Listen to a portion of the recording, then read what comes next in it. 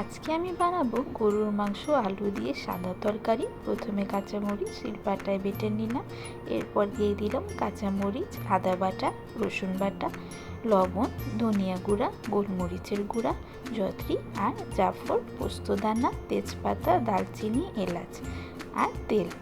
পেঁয়াজ কুচি দিয়ে ভালোভাবে মিশিয়ে নিলাম। তরকারিতে কাঁচামরিচ বাটা দিলে তরকারির স্বাদ বেড়ে যায়। তারপরে দিয়ে দিলাম টক দই। এখন চুলা জ্বালিয়ে নিলাম।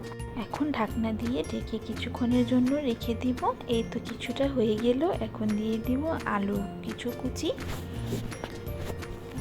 ভালোভাবে মিশিয়ে কিছুক্ষণ আরও একটু রেখে দিব ঢাকনা দিয়ে ঢেকে। তারপরে দিয়ে দিব পানি।